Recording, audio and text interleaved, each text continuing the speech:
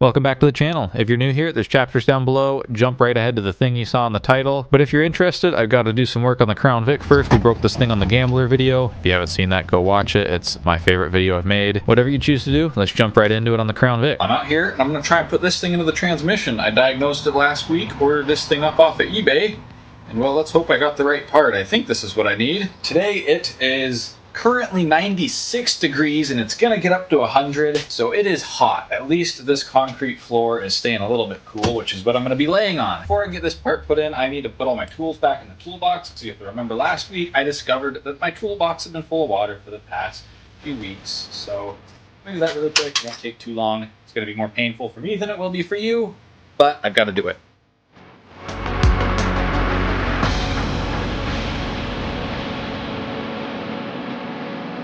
Alright, now with that done and some cool artwork on my trunk lid now, let's get started on actually doing this job.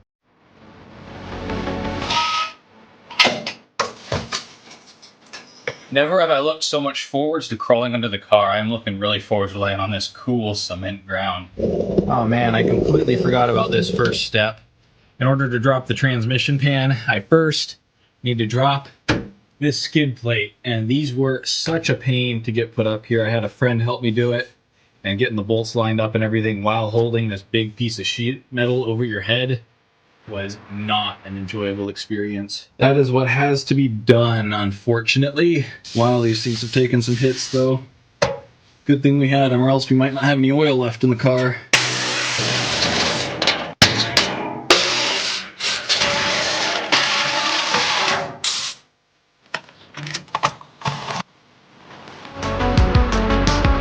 I didn't spill any until my bucket overflowed. Gotta have another jug laying around here somewhere. I still haven't dropped these off.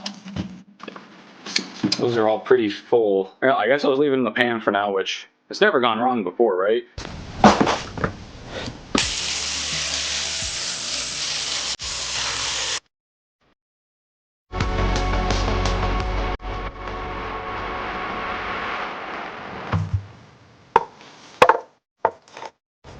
I'm being dripped on. There's a paper towel. Well, it is also time to look up some videos on how to pull out the valve body, I believe. And I'm going to do that laying here on the floor because it's nice and cool.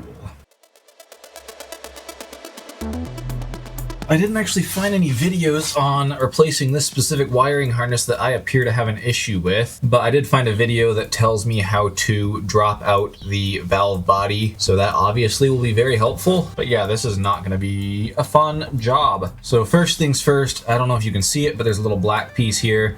This is a plastic molded piece that is actually a lot of the wiring. I don't know what the difference between this is and the part that I bought, but this obviously needs to come out before we can do anything else because it's at the bottom. And apparently this thing is fragile and I need to be really careful, which is not one of my strong suits.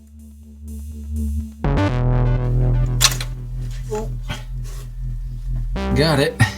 I'm starting to think I got the wrong part. This little thing just clips into here and that's the only internal wiring I see. So maybe the part I got is for like a slightly older transmission or something. Yeah, I definitely got the wrong part, so I'm gonna have to order whatever this piece is. So unfortunately I'm not getting this done today, but I need to get this out so I can order the correct part. So it turns out that in order to get that thing out, there's a clip or it's held in some way or another by the valve body somehow.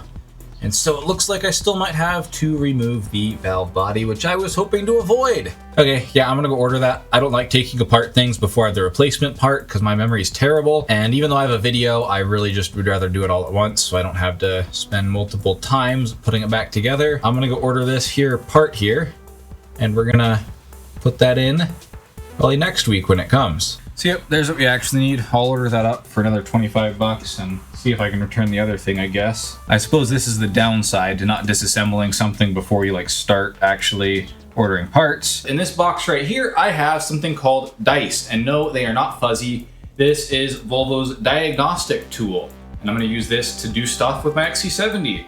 I don't know what yet, but it seems like an essential tool to have due to like the many computers that are in there. I'll show you more once I get it set up, but first I need to do a clean install of Linux on this laptop I've got here. I didn't make it that far. I'm not going to go into the details, but it just was a lot harder than I thought to get this all set up. More my issue than any of the people in the Volvo community, but I made about zero progress by the time we had gotten to dinner. Now that's looking like a pretty good steak, eh? Apparently Leah just made up the marinade for these on her own, so we'll have to see how good it is, but I'm thinking it looks pretty good. I got a gristly part, but that's good. After dinner, I took a bit of a break, but then I got right back into it and actually made some really good progress. I got so close to getting this working on my own without paying any money and on Linux. Well, it is now 1 in the morning. Reached the bottom of this bottle, and I think it's time for bed. I'll come back to this in the morning. And after a night's sleep, I decided to give up on the Linux stream and just move to a Windows 10 clean install and get it working there and pay the $5 for the pre-prepared ISO file that would help me get my virtual machine up and running. After I did that, it didn't take me all that long to get it working, but it wasn't that easy either. On the plus side, I had plenty of time to fill out my preliminary ballot. Now let's jump out to the garage or actually try and get it working on the car. Oh, and we leave the safety of the air conditioner inside. So this thing is not detecting the tool.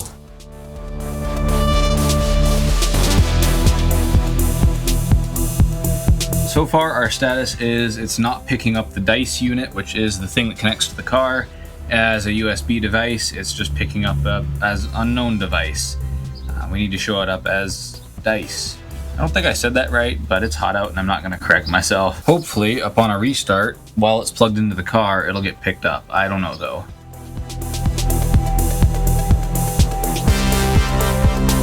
Alright, I'm done with this for today. It's over 100 degrees out here, and this DiCE unit just is not showing up as a USB device. It's showing up as unknown. And the firmware status light is solid green, and from everything I've looked at online, that is not a valid state, so I'm really kind of wondering if this thing is not legit. I have no idea how to test if it's legit though, so yeah, I don't know, I might try and return it or something. I hate how gosh darn difficult this is. Like, Volvo, come on, make this easy. It should be government mandated. Volvo's not supporting them anymore. Open source it. All right, hold up. I'm back out here. I sat down, tried to play some video games, could not get this thing off of my mind, scoured the internet, finally ended up making a forum post. And right after I made that forum post, I found a post where someone had a PCB that looked like mine. I opened this thing up, I looked at the PCB. This guy had one that looked like mine. This is apparently a Volvo VX Diag, like a VX Diagnosis thing, disguised inside of a DiCE box. So I'm definitely gonna get my money back for it because this is not a DiCE box. But in the meantime, maybe if I install the correct drivers, the VX Diag drivers, then we can get this thing working. I don't have high hopes, but I am gonna try really quick. On the plus side, it's a little cooler out now. It's only 90 degrees. Oh, and this was super last minute and it didn't make the cut of the video, but this is Leah's new bike. We took the Loyale to get it. It was about a 30-minute drive each way, and I have no idea how good of a quality of a bike it is, and I don't think the seller did either. It's a Specialized Aerial. If you know anything else about bikes, tell me if I got a good deal. It's 150 bucks, and it seems like it'll be great for Leah's first, I guess, adult bike. She hasn't really ever had one. I still need to find one for myself, kind of a hybrid bike, so we can ride together instead of having to take the tandem everywhere. Though the tandem is fun, this one is not a very high quality tandem. Fortunately, new episode of Mighty Car Mods dropped to keep me company. In this episode of Mighty Car Mods.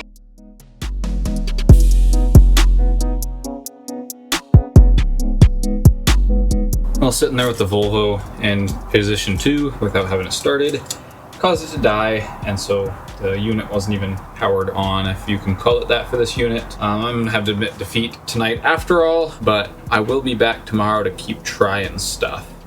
It's 10:30. I'm gonna go to bed. I gotta work tomorrow. So that was a straight up lie. I gave up on this thing after that night, and I'm just gonna try and get my money back. Here is some screenshots of the wild conversation I had with the seller, who blamed me for buying something that was called a DiCE in the title and not receiving a DiCE. Apparently it's my fault. Some of the highlights of this conversation were when the seller tried to say that it's applicable to Volvo Vita DiCE and that precludes them from saying that it was actually a Volvo DiCE unit. Then they said I should have known better because it's priced too low. And then when I mentioned that none of the lights come on, they said it might be poor contact, which of course it isn't.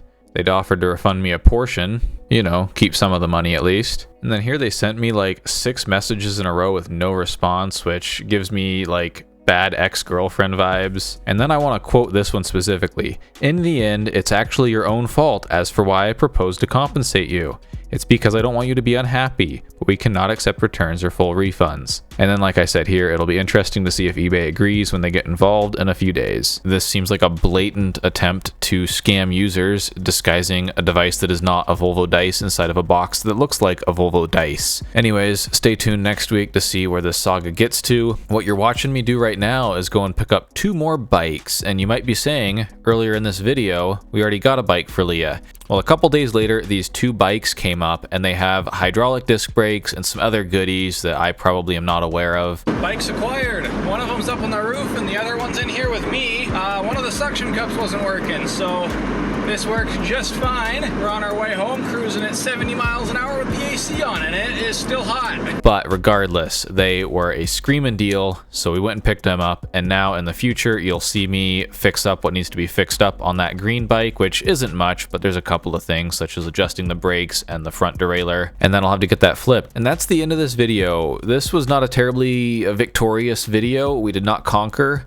We did not fix the Crown Vic, and we did not get the DiCE unit working because it wasn't a DiCE unit. But in the next video, hopefully we'll have the part for the Crown Vic, and I can get under there, get covered in transmission fluid again, and get that thing in there and have my Crown Vic back. If you enjoyed seeing me struggle with the Crown Vic and the Volvo, then hit the like button. If you want to see me actually be successful in the future, then hit the subscribe button. And if you have any suggestions on this stupid VX Diag unit, then leave a comment down below. Or if you have any suggestions on anything else. That's it for me. Thanks so much for watching.